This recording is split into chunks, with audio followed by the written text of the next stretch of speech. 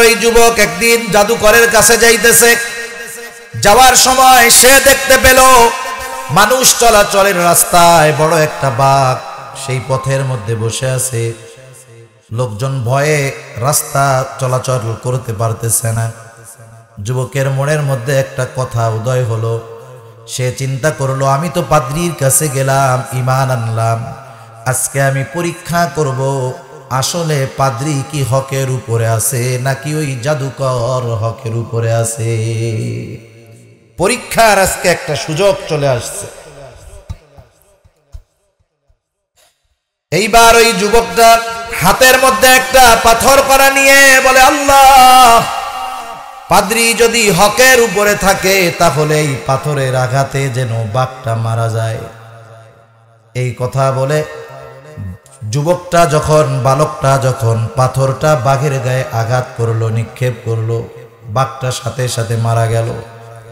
এইবার পাদ্রীর দ্বীনের উপরে, পাদ্রীর উপরে তার ইয়াকিন, বিশ্বাস আরো বেশি পয়দা হয়ে গেল। এভাবে চলতেছে। শুধু তাই না, এই যুবকটাকে আল্লাহ রাব্বুল আলামিন এমন একটা যোগ্যতা দিয়েছিলেন, তার হাতের ছোঁয়ায় জন্মান্ধ ভালো হয়ে যাইত। বাদশার দরবারে বাদশার একজন সহচর ছিল যার চোখের মধ্যে সমস্যা। ওই বালকটা তাকে বলল, শোনো, আমি তোমার এই চোখ অন্ধত্বকে সেরে দিতে পারি, তবে শর্ত আছে। শর্ত হলো, আমি যদি তোমার এই চোখটাকে সেরে দিতে পারি তাহলে আল্লাহর প্রতি ঈমান আনতে হবে। এই দিক দিয়া ওই যে বাঘটারে মেরে ফেলছে, পাথর মারছে, মরে গেছে, এই ঘটনা পাদ্রীর কাছে গিয়ে আবার বলছে। পাদ্রী বলছে, শোনো, তুমি তো পরিপূর্ণ ঈমানের অধিকারী হয়ে গেছো, তোমার এই বিষয়টাকে তুমি গোপন রাখো, কারণ তুমি এখন যেহেতু ঈমান পূর্ণাঙ্গতা অর্জন করে ফেলছো, তোমাকে পরীক্ষার সম্মুখীন হওয়া লাগবে, অচিরেই তোমার পরীক্ষা শুরু হয়ে যাবে। তখন কিন্তু আমার নামটা বইল না। যাই হোক, আস্তে আস্তে যখন তার চোখটা ভালো হয়ে গেল, ওই লোকটা শর্ত মেনে, যুবক যখন দোয়া করলো, এইবার ওই রাজার কাছের লোকের চোখটা ভালো হয়ে গেল, সে অন্ধত্ব থেকে দৃষ্টিশক্তি ফিরে পাইল। বাদশাহ যখন দেখলো কি ব্যাপার, অন্ধ লোকটা ভালো হয়ে গেল, কে ভালো করেছে? যুবক বলছে, শোনো, ভালো আমি করি নাই, ভালো কিন্তু করেছে আল্লাহ। এইবার ওই লোকটাকে যখন বাদশাহ জিজ্ঞাসা করলো, তোমার দৃষ্টিশক্তি কেমন করে তুমি ফিরে পাইছো? লোকটা বলতেছে, আমার প্রভু, আমার রব আমার দৃষ্টিশক্তি ফিরাইয়া দিয়েছে। আরে আমি হলাম তোদের রব, কোন রব আবার তোর দৃষ্টি ফিরাইয়া দিল? হাসুনাত জামিউ খিসালিহি সাল্লু আলাইহি ওয়া আলিহি। আল্লাহর মহব্বতে একটু জবান খুলে জিকির করি, লা ইলাহা। চা কি চিনি দেওয়া? চিনি এমনি যদি গরম পানি থাকে দেন, না লাগবে না, সমস্যা নেই। লা ইলাহা ইল্লাল্লাহ, লা ইলাহা ইল্লাল্লাহ, লা ইলাহা ইল্লাল্লাহ মুহাম্মাদুর রাসূলুল্লাহ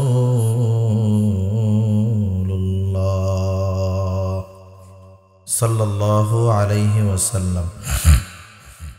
আলহামদুলিল্লাহ, ঐতিহ্যবাহী মাদারীপুর জেলার অন্তর্গত শিবচর থানাধীন শিরুয়াইল চরকাকইর দারুল উলুম পীর মোহসেন উদ্দিন আহমদ দুদুমিয়া রহমতুল্লাহি আলাইহি কওমি মাদ্রাসা ও ইয়াতিমখানার উদ্যোগে আয়োজিত পঞ্চম বার্ষিক ওয়াজ ও দোয়ার মাহফিল।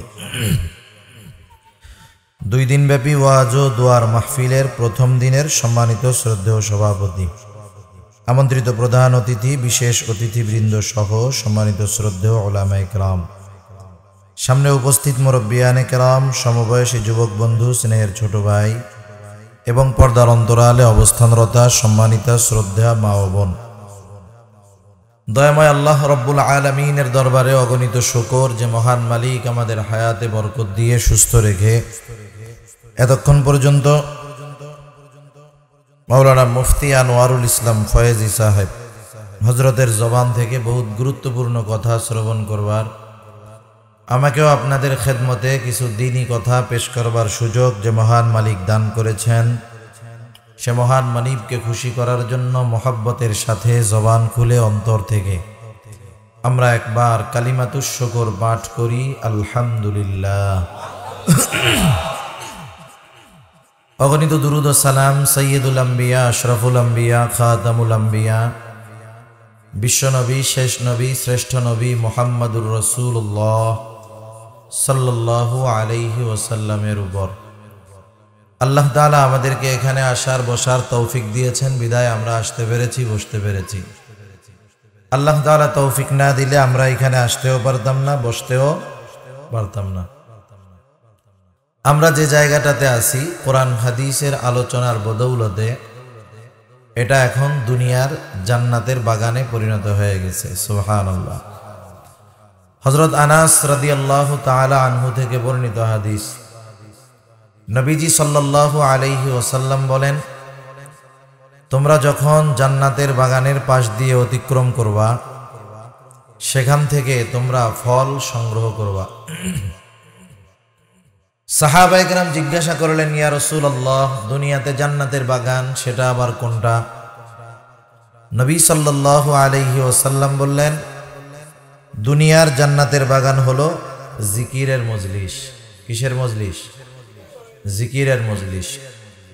নাম যাই হোক, ওয়াজ মাহফিল, দোয়ার মাহফিল, তাফসির মাহফিল যাই হোক, এই জায়গাটাতে জিকির হয় কার? আমরা জিকির করি সুবহানাল্লাহ, আলহামদুলিল্লাহ, লা ইলাহা ইল্লাল্লাহ, আল্লাহু আকবার। এগুলা সব কার জিকির?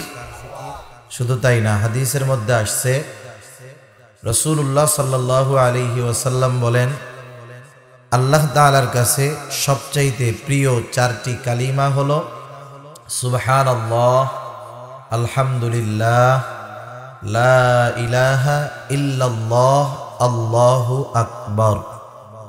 এই চারটি কালিমা আল্লাহ তাআলার কাছে সবচাইতে প্রিয় কালিমা। সুবহানাল্লাহ। তাহলে এটা জিকিরের মজলিস। আমরা দুনিয়ার জান্নাতের বাগানে বসতে পারছি, খুশি না বেজার?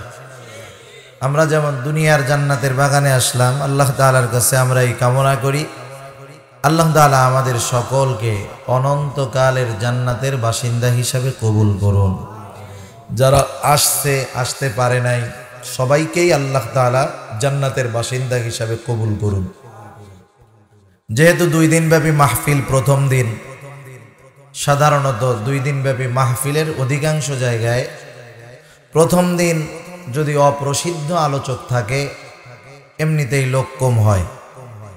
অনেক সময় মোটামুটি প্রসিদ্ধ লোক থাকলেও লোকজন কম হয়। স্বাভাবিক, চিন্তা করে 2 দিন কষ্ট না করে শেষের দিন দীর্ঘ সময় ওলামা হযরতদের জবান থেকে আমরা কথা শুনলাম, স্বাভাবিক ব্যাপার। সেই হিসাবে যেহেতু প্রথম দিন, আমি আপনাদেরকে বেশি সময় কষ্ট দিব না, কারণ আপনারাই আগামী দিন আসবেন ইনশাআল্লাহ, তাই না? আরো মানুষেরাও আসবে। সেহেতু আপনাদের খেদমতে কিছু দ্বীনি কথা পেশ করবার লক্ষ্যে পবিত্র কোরআনুল কারীমের সূরা বাকারা থেকে 3টা আয়াত ও রাসূল আকরাম সাল্লাল্লাহু আলাইহি ওয়াসাল্লামের অগণিত হাদিস থেকে একটা হাদিস পাঠ করেছি। আল্লাহ তাআলার কাছে তৌফিক চাই, অল্প সময় আল্লাহ তাআলা আমাকে কিছু কথা আপনাদের খেদমতে বলার তৌফিক দেন, যে কথাগুলো আমাদের সবার দুনিয়া এবং আখিরাতের জন্য কল্যাণকর হয়। সকলে বলি আমিন। সম্মানিত উপস্থিতি, আমরা এখানে যারা আছি আমরা তো সবাই মুমিন, ঠিক না? ইমানদার নয় মনে হয় এমন কোন লোক আপাতত এখানে নাই। এরকম আলাদা আওয়াজ হয় কেন? এটা না হয়, খেয়াল করেন। আমরা এখানে যারা আছি আমরা তো সবাই মুমিন, তাই না? আমরা একটু হাত উঁচা করি, কারা মুমিন? নারায়ে তাকবীর, নারায়ে তাকবীর। মাশাআল্লাহ, হাত নামাই। এটা সাক্ষ্য নিলাম না, এটা একটু হাত উঁচা করে একটু তাকবীর দিয়া কারো যদি ঘুমটুম থাকে একটু ছড়াইলাম আর কি। তা যাই হোক, আমরা যারা আছি আমরা এখানে মোমেন এ দাবিও তো আমরা করি, তাই না? আমরা মোমেন এ দাবিও আমরা করি।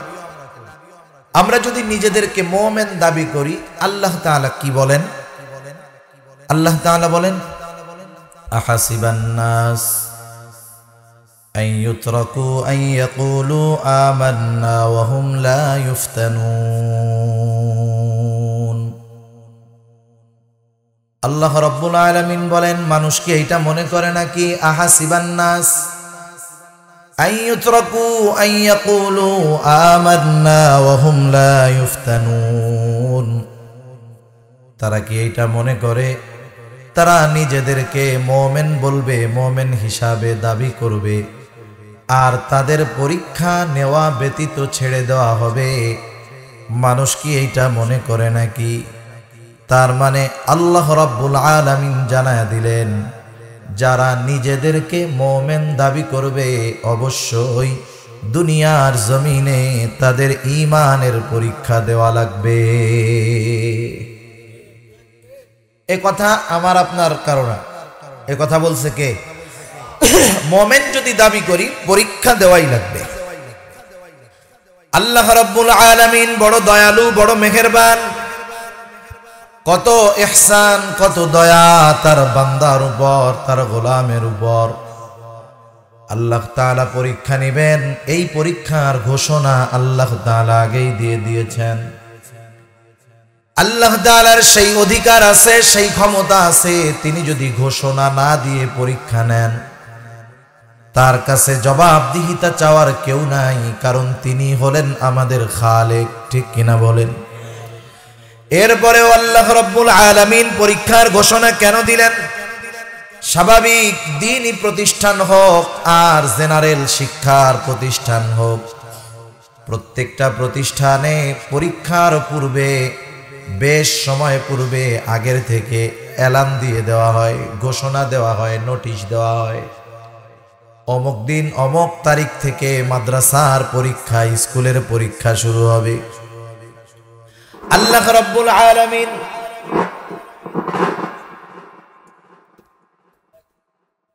আল্লাহ রাব্বুল আলামিন নোটিশ দিয়ে দিলেন, ঘোষণা দিয়ে দিলেন যে আমাদেরকে পরীক্ষা দেওয়া লাগবে। নোটিশ দেওয়ার মাধ্যমে, অগ্রিম ঘোষণা দেওয়ার মাধ্যমে উপকারটা কি?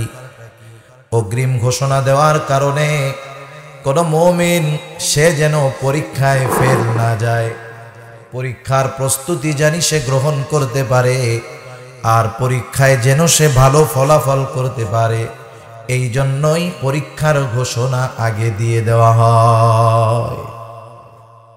কারণ একটা ছাত্র যত মেধাবী হোক, যত যোগ্যতা সম্পন্ন হোক, প্রস্তুতিবিহীন হঠাৎ করে যদি তাকে বলা হয় চলো পরীক্ষা দিতে হবে, পরীক্ষার হলে চলো, মেধাবী ছাত্রটারও পরীক্ষা খারাপ হবে, এমন কি সে ফেলও যাইতে পারে। ঠিক না? আল্লাহ তাআলা দয়া করে পরীক্ষা নিবেন, এই ঘোষণা আল্লাহ তাআলা আগে জানায় দিলেন, যাতে করে বান্দা অগ্রিম পরীক্ষার প্রস্তুতি নিতে পারে, পরীক্ষার ফলাফল যেন তার খারাপ না হয়।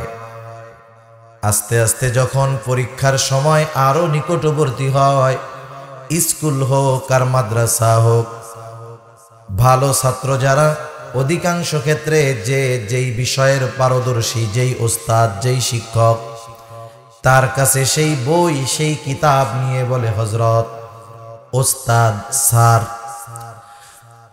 এই বইয়ের মধ্য থেকে যেই প্রশ্নগুলা আসার সম্ভাবনা বেশি, সেই প্রশ্নগুলা একটু আমাদেরকে দাগায়া দেন। এইবার বিজ্ঞ শিক্ষক, বিজ্ঞ ওস্তাদ প্রত্যেকটা অধ্যায় থেকে, অনুশীলনী থেকে যেই প্রশ্নগুলা পরীক্ষার হলে আসতে পারে, সেই প্রশ্নগুলা দাগায়া দেয়। এইবার ছাত্র ভালোভাবে প্রস্তুতি নেয়। এর কারণ কি? কারণ সে যেন পরীক্ষায় সর্বোচ্চ ভালো ফলাফল করতে পারে। সাজেশন নেয় আর কি, সাজেশন।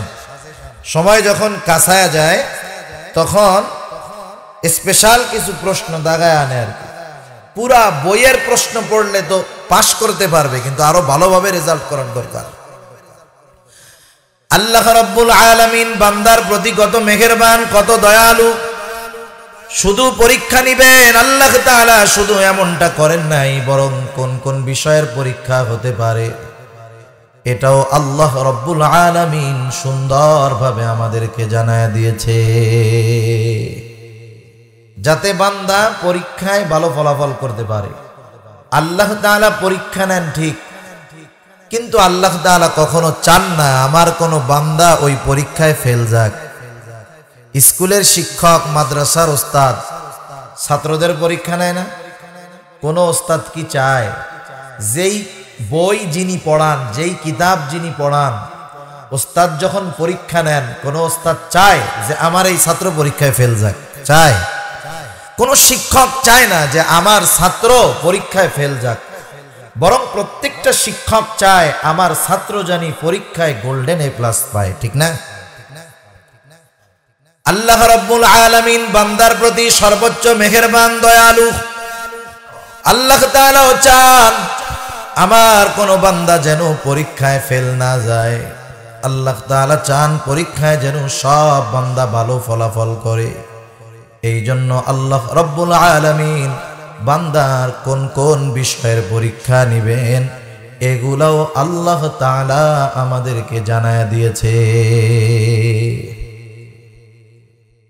আল্লাহ তাআলা বলেন, ওয়ালা নাবলুওয়ান্নাকুম বিশাইইম মিনাল খাউফি ওয়াল জু' ওয়া নাকসিম মিনাল আমওয়ালি ওয়াল আনফুসি ওয়াস সামারাত।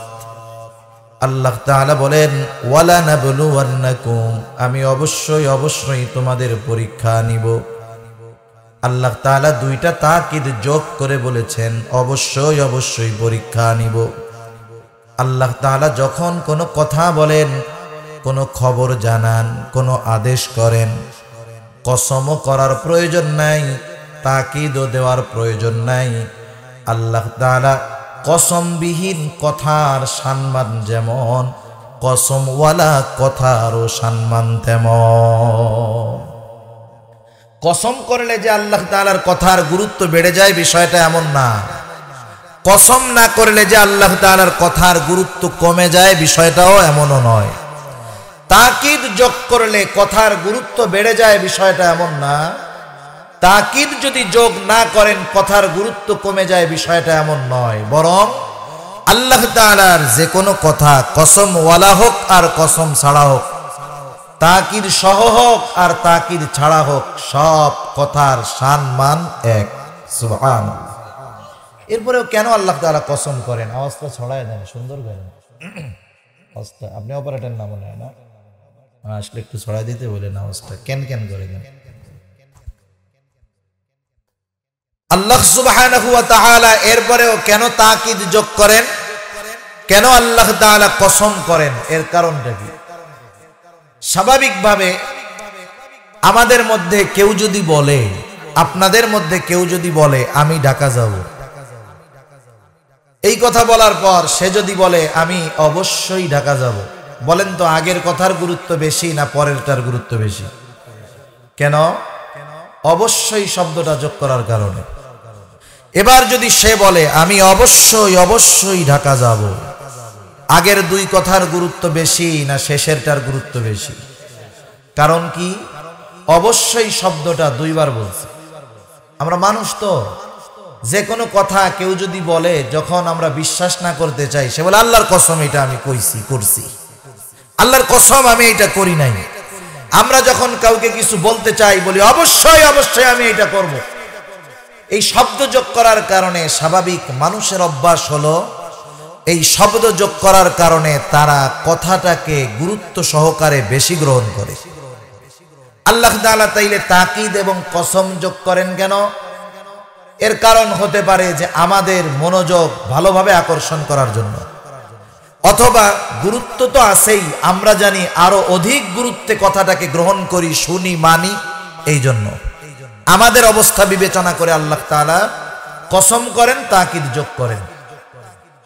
আল্লাহ তাআলা বললেন আমি অবশ্যই অবশ্যই তোমাদের পরীক্ষা নিব। ওয়ালা নাবলুওয়ান্নাকুম, আমি অবশ্যই অবশ্যই তোমাদের পরীক্ষা নিব।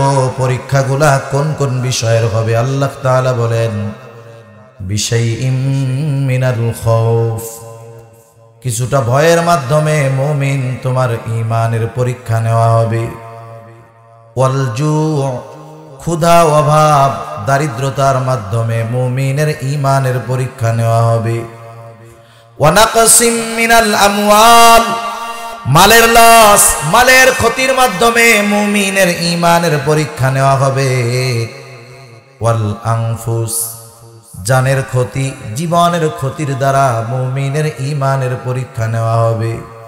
ওয়াস সামারাত, ফল ফসলের ক্ষতির মাধ্যমে মুমিনের ঈমানের পরীক্ষা নেওয়া হবে।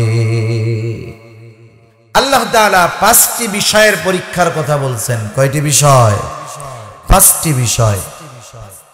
এই 5 বিষয়ের পরীক্ষার সম্মুখীন হতে পারে কোন মুমিনকে, এই 5 বিষয়ের পরীক্ষার সম্মুখীন হওয়া লাগবেই। 5 বিষয়ের হওয়া না লাগুক, কমপক্ষে একটি বিষয়ের পরীক্ষার সম্মুখীন হলেও তাকে হতে হবে এ দুনিয়াতে। আল্লাহ রাব্বুল আলামিন প্রথমে বললেন 5 বিষয়ের পরীক্ষা। বিশাইইম মিনাল খাউফ, কিছুটা ভয় ভীতির মাধ্যমে মুমিনের ঈমানের পরীক্ষা নেওয়া হবে। এজন্য এই দুনিয়াতে যখন একজন মুমিন প্রকৃতভাবে ঈমানের দাবি অনুযায়ী চলতে যায়, হাজারো বাধা বিপত্তি, ভয় ভীতির সম্মুখীন হওয়া লাগে কি লাগে না? লাগে। শুধু তাই না, একটা মানুষ যদি পরিপূর্ণ দ্বীনের উপরে চলতে চায়, অনেক ক্ষেত্রে তার ঘর থেকেই প্রথম ভীতি প্রদর্শন করা হয়। অনেকে মাঝে মধ্যে যোগাযোগ করে, এরকম বলে, হুজুর দ্বীনের উপরে চলতে চাই, সুন্নাত মোতাবেক জীবনযাপন করতে চাই, কিন্তু আফসোস বাহিরের মানুষের ভয়ে আমরা ভীত নই, কিন্তু সবচাইতে বড় বাধা হলো আমাদের নিজেদের ঘরের মানুষ। লম্বা জামা পরতে দিতে চায় না, টুপি মাথায় রাখতে দিতে চায় না, দাড়ি রাখতে দিতে চায় না, ভয় পায়, বলে তুমি দাড়ি রাখলে, লম্বা জামা গায়ে দিলে, টুপি মাথায় দিলে জঙ্গি বলবে, বিপদে পড়ে যাইবা। এরপরেও যদি জোর করে সুন্নতি দাড়ি রাখতে চাই, পরিবার থেকে বলে দাড়ি রাখো, অসুবিধা নাই, রাতে যখন ঘুমাইবা তখন কিন্তু কেটে দিব। তাহলে দ্বীনের উপরে চলবে বড় ভয় হিসাবে, বড় বাধা হিসাবে তার পরিবার দাঁড়ায় যায়। আর পরিপূর্ণ দ্বীনের উপরে যদি আমরা চলতে যাই, পদে পদে ক্ষণে ক্ষণে বাধা আছে না নাই? আছে। কিন্তু এক ব্যক্তি সে যদি ঈমানের উপরে পরীক্ষায় পতিত হয়, এই কারণে ভয়ভীতির সম্মুখীন হওয়া লাগে, সে যদি ঈমানের উপরে অটল থাকে, চূড়ান্ত বিজয় তারই হবে, যদিও সে মারা যায়। একটা মানুষ মারা যাওয়ার মাধ্যমে সে পরাজিত হয়ে যায় না। জিহাদের ময়দানে জিহাদ করতে গেছে, দুনিয়ার কোনো স্বার্থে নয়, আল্লাহ তাআলার সন্তুষ্টির জন্য। ওই যুদ্ধে জয় হোক আর পরাজয় হোক সেটা ভিন্ন কথা। এই লোকটা যদি নিজের নিয়তকে, ইখলাসকে ঠিক রেখে আল্লাহর রাস্তায় জিহাদ করতে যায়, সে যদি শাহাদাত বরণ করে, তার দল যদি হেরেও যায়, বলেন তো এই লোকটা মারা গেল, দল হেরে গেল ঠিক, লোকটা কি পরাজিত?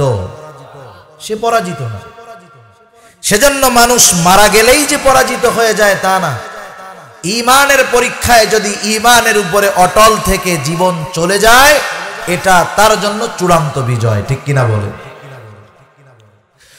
রাসূল আকরাম সাল্লাল্লাহু আলাইহি ওয়াসাল্লাম দুনিয়ায় আসার পূর্বে হযরত ঈসা আলাইহিস সালাতু ওয়াস সালামের পরে একজন জালেম বাদশা ছিল, তার নাম হলো ইউসুফ জুরনওয়াজ। এই জালেম বাদশা নিজেকে খোদা দাবি করত, নিজেকে প্রভু দাবি করত। বাদশার রাজত্বগিরি চলছে। বাদশার রাজত্বে একজন জাদুকর ছিলেন। এই জাদুকর বাদশার কাছে একদিন বললেন, বাদশাহ আমি তো বৃদ্ধ হয়ে যাচ্ছি, আমার হায়াত ফুরায়া যাচ্ছে, আপনি যদি একটা ভালো বালক আমার তত্ত্বাবধানে দিতেন, তাহলে আমার জ্ঞান, আমার জাদুবিদ্যা আমি তাকে শিখাইয়া দিতাম। বাদশাহ খুব যাচাই বাছাই করে একটা বালককে নির্বাচিত করলেন।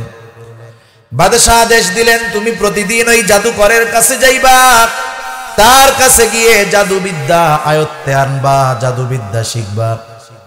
যুবকটা প্রতিদিন ওই পথে জাদুকরের কাছে জাদু শিখতে যায়। যেই পথে যায় ওই পথে একজন পাদ্রী অবস্থান করত। পাদ্রী যুবকটা একদিন ওই পাদ্রীর কাছে যাওয়া শুরু করলো। এইবার ওই পাদ্রীর কাছে যেতে যেতে, পাদ্রীর কথা শুনতে শুনতে তার অন্তরের মধ্যে তাওহীদের বীজ বপন হয়ে গেল। জাদুকরের অজান্তে, বাদশার অজান্তে ওই যুবকটা, ওই বালকটা ঈমান আনায়ন করলো। সে তো ঈমান আনছে, তার ঈমান সে গোপন রাখছে, আবার জাদুকরের কাছ থেকেও সে জাদু শিখতেছে। এইবার ওই যুবক একদিন জাদুকরের কাছে যাইতেছে। যাওয়ার সময় সে দেখতে পেল মানুষ চলাচলের রাস্তায় বড় একটা বাঘ সেই পথের মধ্যে বসে আছে। লোকজন ভয়ে রাস্তা চলাচল করতে পারতেছে না। যুবকের মনের মধ্যে একটা কথা উদয় হলো। সে চিন্তা করলো, আমি তো পাদ্রীর কাছে গেলাম, ঈমান আনলাম, আজকে আমি পরীক্ষা করব আসলে পাদ্রী কি হকের উপরে আছে নাকি ওই জাদুকর হকের উপরে আছে। পরীক্ষার আজকে একটা সুযোগ চলে আসছে। এইবার ওই যুবকটা হাতের মধ্যে একটা পাথর করা নিয়ে বলে, আল্লাহ, পাদ্রী যদি হকের উপরে থাকে তাহলে এই পাথরের আঘাতে যেন বাঘটা মারা যায়। এই কথা বলে যুবকটা যখন, বালকটা যখন পাথরটা বাঘের গায়ে আঘাত করলো, নিক্ষেপ করলো, বাঘটা সাথে সাথে মারা গেল। এইবার পাদ্রীর দ্বীনের উপরে, পাদ্রীর উপরে তার ইয়াকিন, বিশ্বাস আরো বেশি পয়দা হয়ে গেল। এভাবে চলতেছে। শুধু তাই না, এই যুবকটাকে আল্লাহ রাব্বুল আলামিন এমন একটা যোগ্যতা দিয়েছিলেন, তার হাতের ছোঁয়ায় জন্মান্ধ ভালো হয়ে যাইত। বাদশার দরবারে বাদশার একজন সহচর ছিল যার চোখের মধ্যে সমস্যা। ওই বালকটা তাকে বলল, শোনো, আমি তোমার এই চোখ অন্ধত্বকে সেরে দিতে পারি, তবে শর্ত আছে। শর্ত হলো, আমি যদি তোমার এই চোখটাকে সেরে দিতে পারি তাহলে আল্লাহর প্রতি ঈমান আনতে হবে। এই দিক দিয়া ওই যে বাঘটারে মেরে ফেলছে, পাথর মারছে, মরে গেছে, এই ঘটনা পাদ্রীর কাছে গিয়ে আবার বলছে। পাদ্রী বলছে, শোনো, তুমি তো পরিপূর্ণ ঈমানের অধিকারী হয়ে গেছো, তোমার এই বিষয়টাকে তুমি গোপন রাখো, কারণ তুমি এখন যেহেতু ঈমান পূর্ণাঙ্গতা অর্জন করে ফেলছো, তোমাকে পরীক্ষার সম্মুখীন হওয়া লাগবে, অচিরেই তোমার পরীক্ষা শুরু হয়ে যাবে। তখন কিন্তু আমার নামটাম বইল না। যাই হোক, আস্তে আস্তে যখন তার চোখটা ভালো হয়ে গেল, ওই লোকটা শর্ত মেনে, যুবক যখন দোয়া করলো, এইবার ওই রাজার কাছের লোকের চোখটা ভালো হয়ে গেল, সে অন্ধত্ব থেকে দৃষ্টিশক্তি ফিরে পাইল। বাদশাহ যখন দেখলো কি ব্যাপার, অন্ধ লোকটা ভালো হয়ে গেল, কে ভালো করেছে? যুবক বলছে, শোনো, ভালো আমি করি নাই, ভালো কিন্তু করেছে আল্লাহ। এইবার ওই লোকটাকে যখন বাদশাহ জিজ্ঞাসা করলো, তোমার দৃষ্টিশক্তি কেমন করে তুমি ফিরে পাইছো? লোকটা বলতেছে, আমার প্রভু, আমার রব আমার দৃষ্টিশক্তি ফিরাইয়া দিয়েছে। আরে আমি হইলাম তোদের রব, কোন রব আবার তোর দৃষ্টি ফিরাইয়া দিল? এইবার ওই লোকটা চাপে পড়া সত্য কথা বলে দিস যে এই বালক, আল্লাহ তাআলার রহমতে এই বালকের কারণে আমি দৃষ্টিশক্তি ফিরে পাইছি, আর আল্লাহ তাআলা আমাকে এই দৃষ্টিশক্তি ফিরাইয়া দিছে। যারা জালেম হয়, সীমা লঙ্ঘনকারী হয়, এরা যখন পাপ করতে করতে সীমা লঙ্ঘন করে ফেলে, তাদের কাছে যদি চূড়ান্ত সত্যর আগমন ঘটে, সেটাকে তারা গ্রহণ করতে পারে না, বরং সে ওটাকে তার ক্ষতির কারণ মনে করে ধ্বংস করার জন্য সে অপরাধে লিপ্ত হয়ে যায়। কেউ যদি আগুনের উপরে রাগ হইয়া আগুনের মধ্যে লাফ দেয়, আগুনরে পিটাইতে যায়, আগুনের কিছু হবে, বরং সে নিজে ক্ষতির সম্মুখীন হবে।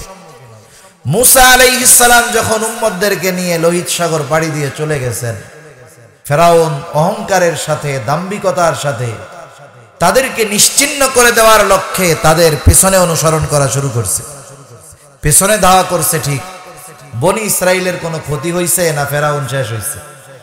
ফেরাউন শেষ হয়েছে। যুগে যুগে যারা হকের ব্যাপারে, সত্যের ব্যাপারে বিরুদ্ধাচরণ করে হকের বাতিকে নিভিয়ে দিতে চায়, যারা চায় এক সময় তারাই নিভে যায়। ঠিক কিনা বলেন?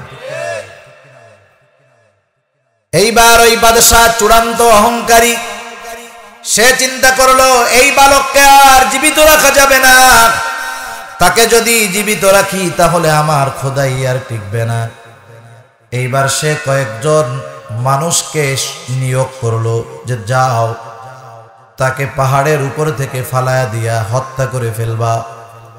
এইবার ওই লোকগুলা যখন তাকে নিয়ে পাহাড়ের উপরে উঠলো, সে আল্লাহ তাআলার কাছে সাহায্য চাইল।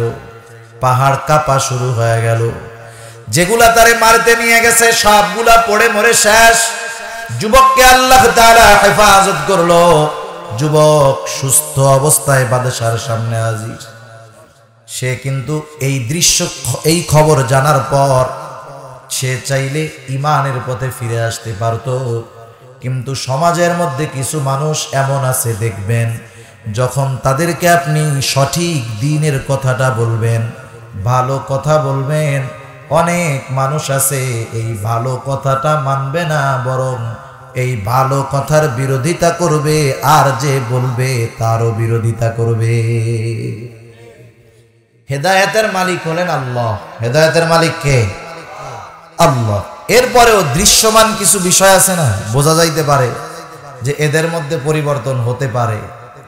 আপনি একজনের দ্বীনের ব্যাপারে বললেন, সে 5 ওয়াক্ত নামাজ পড়ে না, শুধু জুমার নামাজ পড়ে।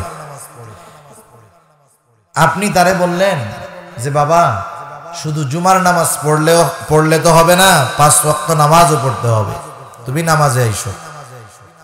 তার মধ্যে যদি এই কথা নেওয়ার অবস্থা থাকে, সে 5 ওয়াক্ত নামাজ পড়তে পারুক আর না পারুক, সে এই কথা শ্রবণ করার পর তার মধ্যে একটা নমনীয়তার ভাব আসবে। সে বলবে হ্যাঁ চাচা আসলে দরকার, শয়তানের ধোকায় পারি না। অথবা সে এই কথার পরে 5 ওয়াক্ত না পারুক, কমপক্ষে 2-3 ওয়াক্ত পড়া শুরু করে দিবে। তার এই আচরণ আর আমল দেখে বোঝা যায় যে আল্লাহ তাআলা চাইলে পরিপূর্ণ হেদায়েত তাকে দিতে পারে। আর একজন শুধু জুমার নামাজ পড়ে, তারে বলা হইল বাবা শুধু জুমার নামাজ পড়লে তো হবে না, 5 ওয়াক্ত নামাজও পড়তে হবে। মাশাআল্লাহ, আপনি বলার আগে জুমার নামাজটা পড়তো, বলার পরে জুমার নামাজও বাদ দিস।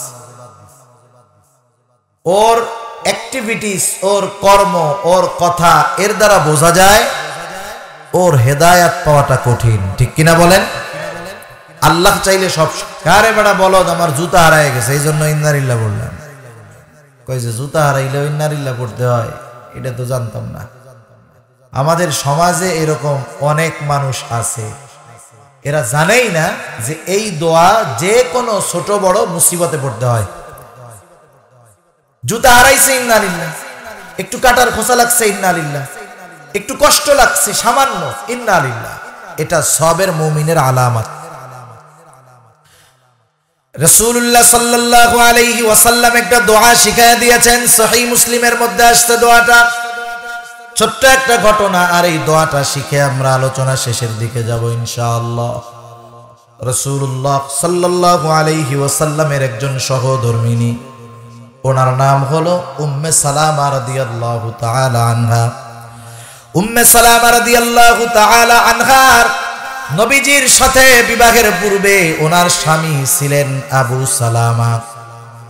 উম্মে সালামা রাদিয়াল্লাহু তাআলা আনহা বলেন, আমার আর আবু সালামার সংসার খুব ভালো মতো চলতেছিল।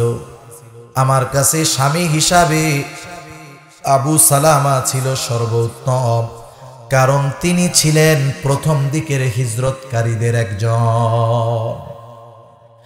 পরবর্তীতে আমিও তার কাছে মদিনায় চলে আসলাম।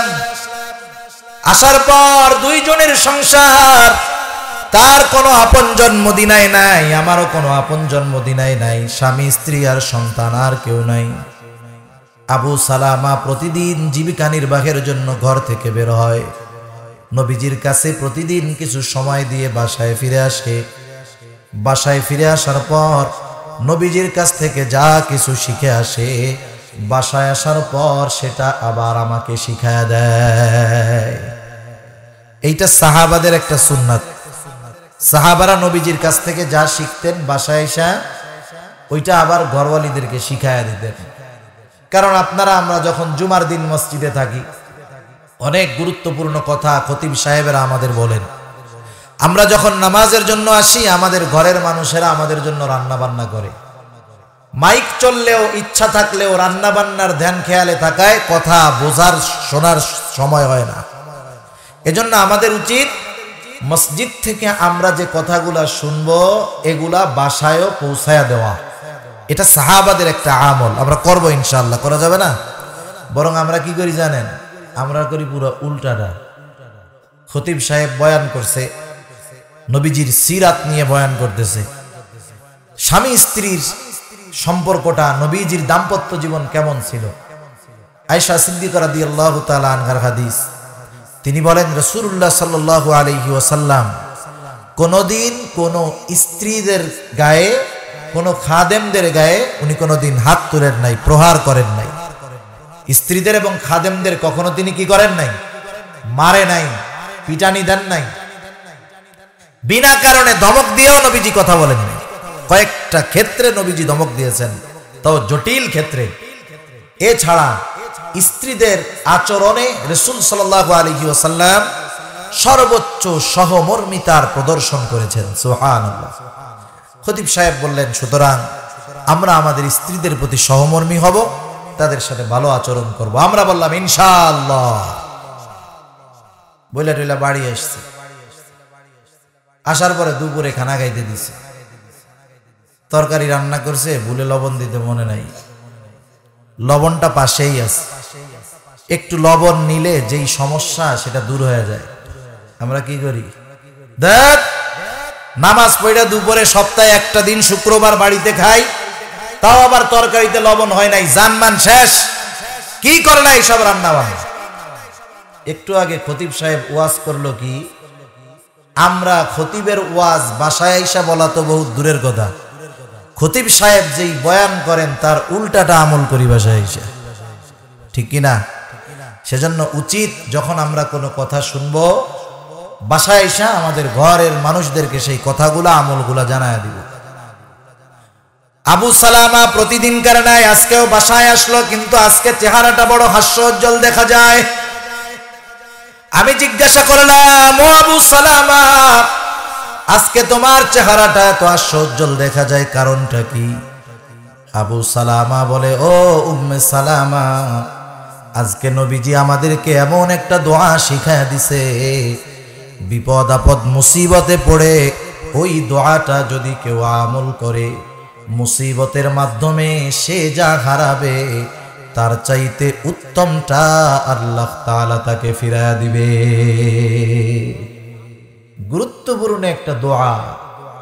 এই দোয়াটা এমন এক দোয়া, আমরা কিছু দোয়া শিখি শুধু কোরআন থেকে, কিছু দোয়া শিখি শুধু হাদিস থেকে, কিন্তু এই দোয়াটার প্রথম অংশ শিখিয়েছেন আল্লাহ, দ্বিতীয় অংশ শিখিয়েছেন মুহাম্মাদুর রাসূলুল্লাহ সাল্লাল্লাহু আলাইহি ওয়াসাল্লাম।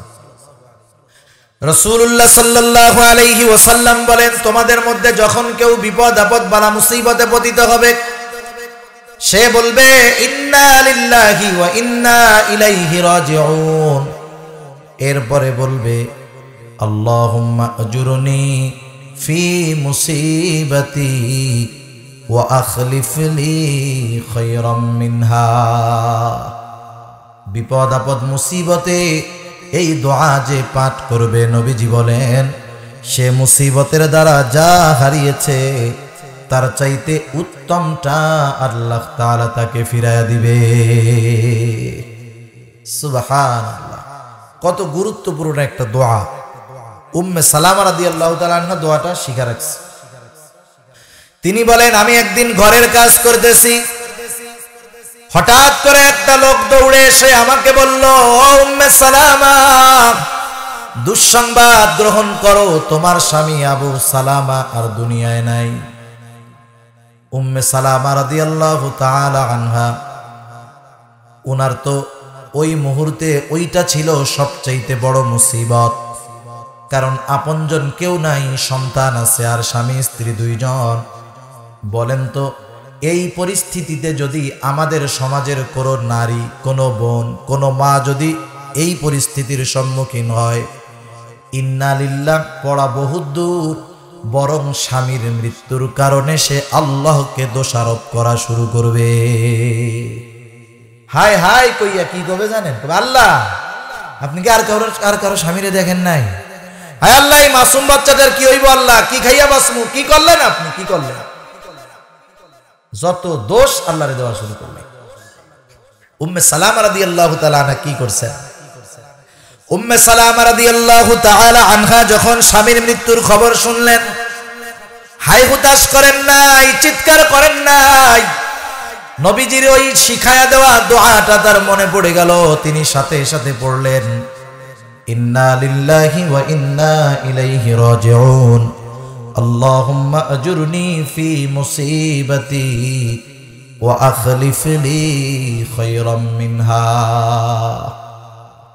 অর্থ হইল, ইন্না লিল্লাহি ওয়া ইন্না ইলাইহি রাজিউন, নিশ্চয়ই আমরা আল্লাহর জন্যই, ওয়া ইন্না ইলাইহি রাজিউন, নিশ্চয়ই আমরা তার নিকটেই প্রত্যাবর্তন করব, মানে তার কাছেই ফিরে যাব। আল্লাহুম্মা আজুরনি ফি মুসিবাতি, আয় আল্লাহ, আপনি আমাকে এই বিপদের প্রতিদান দেন। শুধু তাই না, ওয়া আখলিফ লি খায়রাম মিনহা, যা হারাইছি তার চাইতে উত্তমটা ফিরাইয়া দেন। সুবহানাল্লাহ। উম্মে সালামা দোয়া করছে কি, আল্লাহ, স্বামীরে হারাইছি। ওনার দোয়াটা তো এই উদ্দেশ্যে, স্বামীরে হারাইছি, এর চাইতে উত্তম স্বামী আমারে দেন। ইদ্যৎকালীন সময় শেষ, অভাবের সংসার, চতুর্দিক থেকে ওনার কাছে বিবাহের প্রস্তাব আসে। তিনি দেখতে অনেক সুন্দরী ছিলেন। প্রস্তাব আসে, অভাবের সংসার, কষ্টের সংসার। তিনি সকলের প্রস্তাব একে একে ফিরাইয়া দিলেন। কারণ কি?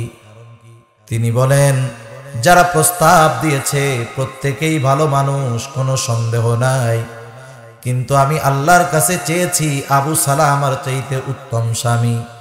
যারা প্রস্তাব দিয়েছে সকলেই ভালো মানুষ, কোনো সন্দেহ নাই, কিন্তু তাদের কাউকে আমার আবু সালামার চাইতে উত্তম মনে হয় না। কারণ আমি তো দোয়া করছি, উত্তমটা দরকার আমার। এভাবে কষ্টের সংসার চলতেছে উম্মে সালামার। সহিহ মুসলিমের মধ্যে যেই বর্ণনা আসছে, রাসূলুল্লাহ সাল্লাল্লাহু আলাইহি ওয়াসাল্লাম একজন সাহাবীকে দিয়ে বিবাহের প্রস্তাব পাঠায়া দিয়েছেন। উম্মে সালামা রাদিয়াল্লাহু তাআলা আনহার কাছে বিবাহের প্রস্তাব, তিনি হাও বলেন না, নাও বলেন না। কারণ লজ্জা, এটা নারীর বেশি থাকার দরকার। কারণ যেই নারীর মধ্যে লজ্জা নাই, লজ্জাহীন, সে সমাজে 70 জন জঘন্য পুরুষের চাইতেও বেশি খারাপ। একটা খারাপ নারী একটা সমাজ না, একটা জাতিকে পুরা ধ্বংস করে দিতে পারে। একটা খারাপ নারী একটা সমাজ না, একটা দেশও না, একটা জাতিকে পুরো ধ্বংস করে দিতে পারে, সে যেই হয় হোক। লজ্জায় উনি হা বলেন না। আবার প্রস্তাব কি সাধারণ কেউ দিছে? না বলা যাবে? না বলা যাবে না। তিনি কি করলেন? তিনি বললেন, শোনেন, আমার অনেক জিদ, আমার অনেক রাগ, হয়তো আমার এই জিদ, আমার এই রাগ নবীজির জন্য কষ্টের কারণ হয়ে যেতে পারে। আবার আমার একটা সন্তান আছে, বিবাহের পরে আমার এই সন্তানের কি হবে? নবীজির পক্ষ থেকে জানায় দেওয়া হলো, ও উম্মে সালামা, তুমি চিন্তা করো না, আল্লাহ তাআলা তোমার এই রাগকে স্বাভাবিক করে দিবে। তোমার সন্তানের জন্য আমি আল্লাহর কাছে দোয়া করব, আল্লাহ তাআলা তার জন্য উত্তম ব্যবস্থা করে দিবে। রাসূলুল্লাহ সাল্লাল্লাহু আলাইহি ওয়াসাল্লামের সাথে উম্মে সালামার বিবাহ হয়ে গেল। উম্মে সালামা রাদিয়াল্লাহু তাআলা আনহা বলেন, আমার স্বামী আবু সালামার মৃত্যুর পর আমি নবীজির শিখায়া দেওয়া দোয়াটা পাঠ করলাম, আমার দৃঢ় বিশ্বাস ছিল আমার আল্লাহ আমার এই দোয়াটাকে কবুল করবে। আমার আল্লাহ আমার দোয়া এমন ভাবে কবুল করেছে, আমি স্বামী আবু সালামাকে হারিয়েছি, আর আল্লাহ তাআলা আমাকে স্বামী হিসাবে মুহাম্মাদুর রাসূলুল্লাহ সাল্লাল্লাহু আলাইহি ওয়াসাল্লামকে দিয়েছে। সেজন্য আমরা মুসিবতে এই দোয়াটার আমল করব। এটা হলো প্রাথমিক আলামত। বিপদে পড়ার সাথে সাথে ইন্না লিল্লাহি ওয়া ইন্না ইলাইহি রাজিউন, আল্লাহুম্মা আজুরনি ফি মুসিবাতি ওয়া আখলিফ লি খায়রাম মিনহা। যদি কারো শিখতে মন চায়, অনেকের হয়তো মুখস্থ হয়েছে, শিখতে যদি মন চায় উলামায়ে কেরামের কাছ থেকে শিখা নেবেন। দেখেন আর এক হাদিসের মধ্যে আল্লাহর নবী বলেন, সবর হলো বিপদের প্রথমে, আর আমরা সবর করি যখন আর নিজে কুলাইয়া না পারি। আমি আমার সব প্রচেষ্টা করার পর ফোন যেই সব জায়গায় দেওয়ার দরকার সবগুলোর খুঁজা টুইজা যখন আর না পারি, এবার কি কই, আল্লাহ আপনি যা করেন। এই সবরের কোনো দাম নাই। সবরের প্রাথমিক আলামত হলো বিপদে পড়লেই সে আগে ইন্না লিল্লাহ বলে, ঠিক কিনা? এই আমলের অভ্যাস আমরা করব। যদি করি, অভ্যস্ত হই, সবের বান্দাদের তালিকায় নামটা উঠে যাবে। সুবহানাল্লাহ।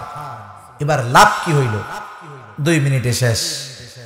আল্লাহ তাআলা বলেন, উলাইকা আলাইহিম সালাওয়াতুম মির রাব্বিহিম ওয়া রাহমাহ। আল্লাহ তাআলা বলেন, যারা বিপদ আপদ মুসিবতে পতিত হলে ইন্না লিল্লাহি ওয়া ইন্না ইলাইহি রাজিউন বলে, আল্লাহর দিকে মুখাপেক্ষী হয়, নবীজির শিখায়া দেওয়া আমল করে, আল্লাহর শিখায়া দেওয়া আমল করে, এরা সাধারণ মানুষ নয়, বরং তাদের উপরে তাদের রবের পক্ষ থেকে রয়েছে বিশেষ অনুগ্রহ আর দয়া। বিশেষ অনুগ্রহ আর দয়া কার তরফ থেকে? আল্লাহর তরফ থেকে। আমরা প্রতিদিন প্রতি রাকাত নামাজে সূরা ফাতিহা পড়া লাগে। ইমামের পেছনে যখন পড়ি, ইমাম পড়ে, ইমামের কেরাত মুসল্লির কেরাত। একা যখন পড়ি নিজে পড়ি, কিন্তু প্রত্যেক নামাজে সূরা ফাতিহা লাগেই লাগে, ঠিক না? ইমাম পড়ুক আর আমি একা যখন পড়ি একা পড়ি, পড়তেই হয়। ইমাম এই সূরা ফাতিহার মধ্যে প্রত্যেক দিন প্রত্যেক নামাজের প্রত্যেক রাকাতে নিজেও পড়ি, ইমাম সাহেবও পড়ে, ইহদিনাস সিরাতাল মুস্তাকিম। এটা আল্লাহ তাআলার পক্ষ থেকে শিখায়া দেওয়া পৃথিবীর সর্বশ্রেষ্ঠ দোয়া।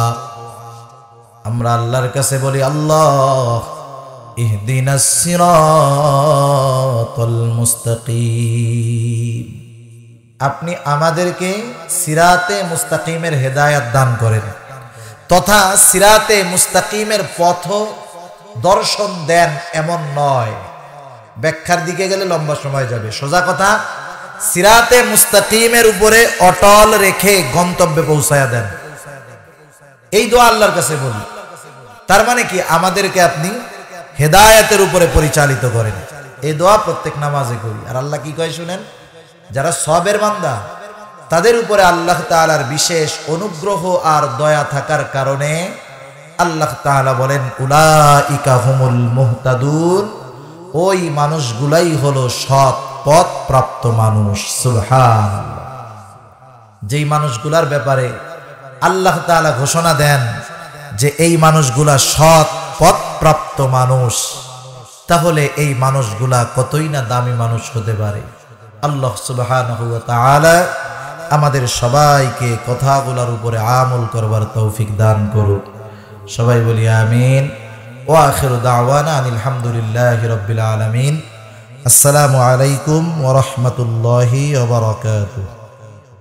ওয়া আলা আলি মুহাম্মাদিন কামা সাল্লাইতা আলা ইব্রাহিম ওয়া আলা আলি ইব্রাহিম ইন্নাকা হামিদুম মাজিদ। আল্লাহুম্মা বারিক আলা মুহাম্মাদিন ওয়া আলা আলি মুহাম্মাদ কামা বারাকতা আলা ইব্রাহিম ওয়া আলা আলি ইব্রাহিম ইন্নাকা হামিদুম মাজিদ। আলহামদুলিল্লাহি রাব্বিল আলামিন ওয়াল আকিবাতু লিল মুত্তাকিন والصلاة والسلام على خير خلقه محمد وعلى آله وأصحابه أجمعين. ربنا ظلمنا أنفسنا وإن لم تغفر لنا وترحمنا لنكونن من الخاسرين. ربنا آتنا في الدنيا حسنة وفي الآخرة حسنة وقنا عذاب النار. ربنا لا تزغ قلوبنا بعد إذ هديتنا وهب لنا من لدنك رحمة إنك أنت الوهاب.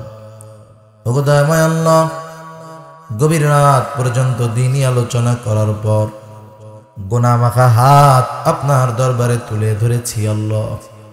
আয় আল্লাহ, আপনি আমাদের প্রত্যেকের বিগত জীবনের সকল কবিরা সগীরা গুনাহগুলা মাফ করে দেন আল্লাহ। আজকের এই মাহফিল আপনি কবুল আর মঞ্জুর করেন। আগামী দিন ওই প্রোগ্রাম বাকি আছে আল্লাহ, সুন্দরভাবে সমাপন করার তৌফিক আল্লাহ আপনি দিয়ে দেন। যেই মাদ্রাসার উদ্যোগে মাহফিল, মাদ্রাসা খানা আপনি কবুল আর মঞ্জুর করে নেন ইয়া রাব্বাল আলামিন। যারা অর্থ দিয়ে, শ্রম দিয়ে, সময় দিয়ে, সৎ পরামর্শ দিয়ে বিভিন্নভাবে সহযোগিতা করেছে আল্লাহ, প্রত্যেকের ছোট বড় সকল প্রকার সাহায্য সহযোগিতা আপনি কবুল আর মঞ্জুর করেন। কে কোন আশায় সাহায্য করেছে আপনার জানতে বাকি নাই। প্রত্যেকের মনের নেক চাওয়া, নেক আশা আপনি কবুল আর মঞ্জুর করে নেন ইয়া রাব্বাল আলামিন। আয় আল্লাহ, তাম দুনিয়ার মুসলমানদের জান মাল ইজ্জতকে আল্লাহ আপনি হেফাজত করেন। জালেমদেরকে হেদায়েত দেন। হেদায়েত যদি না থাকে আল্লাহ, তাদের ব্যাপারে আপনি আসমানি ফয়সালা নেন। আয় আল্লাহ, অত্র প্রতিষ্ঠান সহ তাম দুনিয়ার সকল দ্বীনি মাদারেসগুলা সকল প্রকার ষড়যন্ত্র চক্রান্ত থেকে আল্লাহ আপনি হেফাজত করেন। আয় আল্লাহ, এলাকার যুবকেরা মাদ্রাসার জন্য নিবেদিত প্রাণ, যুবকগুলাকে আপনি কবুল আর মঞ্জুর করে নেন ইয়া রাব্বাল আলামিন। আমরা যারা হাত উঁচু করেছি, আমাদের মধ্যে হয়তো অনেকের মা বাবা দুনিয়া ছেড়ে অন্ধকার গহীন কবরে চলে গেছে আল্লাহ। গুনার কারণে যদি কারো মা বাবার কবরে আযাব হয়, আল্লাহ এখানে উলামায়ে কেরাম আছেন, তালিবুল ইলম আছে, কোরআনের ছাত্র আছে, কোরআনের শিক্ষক আছে, মুসাফির আছে, দাড়ি পাকা অনেক মুরব্বী আছে, যুবক আবেদ আছে, নাবালক মাসুম বাচ্চা আছে। যাকে পছন্দ, যারা আমল পছন্দ, তারা আমলের ওসিলায় ওই মা বাবার কবরের আযাব আল্লাহ আপনি মাফ করে দেন। কবরগুলা আপনি জান্নাতের টুকরা বানায় দেন। কিয়ামতের দিন হিসাব সহজ করে জান্নাতের ব্যবস্থা আপনি করে দিয়েন। যাদের মা বাবা বেঁচে আছে, সুস্থ দীর্ঘ অনেক হায়াত আল্লাহ আপনি দান করেন। যারা অভাবে আছে, অভাব দূর করে দেন। যারা ঋণগ্রস্ত আছে, ঋণ পরিশোধ করার তৌফিক দেন। হারাম হালাল বেঁচে চলার তৌফিক দেন। হালাল রুজি অন্বেষণের তৌফিক আল্লাহ আপনি দিয়ে দেন। বেকার যারা আছে, উত্তম হালাল কর্মসংস্থানের ব্যবস্থা আল্লাহ আপনি করে দেন। আমাদের রিজিকের মধ্যে প্রশস্ততা দান করেন ইয়া রাব্বাল আলামিন। সকলের মনের নেক চাওয়া, নেক আশাগুলোকে কবুল করে নেন। মা বোনদেরকে পর্দা নিশিন বানায় দেন। 5 ওয়াক্ত নামাজ যথাসময় আদায় করবার তৌফিক আল্লাহ আপনি দিয়ে দেন। আয় আল্লাহ, আমাদের অন্তর আপনার এবং আপনার হাবিবের মোহাব্বত দিয়ে ভরপুর করে দেন। বেনামাজিদেরকে নামাজি বানায় দেন। সুন্নাতবিহীন মানুষগুলোকে আপনি সুন্নাতওয়ালা বানায় দেন ইয়া রাব্বাল আলামিন। আমাদের প্রত্যেককে জীবনে কমপক্ষে একবার হলেও মক্কা মদিনা জিয়ারত করার তৌফিক আল্লাহ আপনি দিয়েন। যারা একবার গেছে বারবার যাওয়ার তৌফিক আল্লাহ আপনি দিয়েন ইয়া রাব্বাল আলামিন। সিরাতে মুস্তাকিমের উপরে অটল রাখেন। আয় আল্লাহ, জীবনের অন্তিম মুহূর্তে যখন মালাকুল মাউত মৃত্যুর পয়গাম নিয়ে হাজির হয়ে যাবে আল্লাহ, আমাদের প্রত্যেকের জবানে আপনি তাওহীদের কালিমা নসিব করে দিন। ইহদিনাস সিরাতাল মুস্তাকিম, ইহদিনাস সিরাতাল মুস্তাকিম, সিরাতাল লাযীনা আন'আমতা আলাইহিম غير المغضوب عليهم ولا الضالين.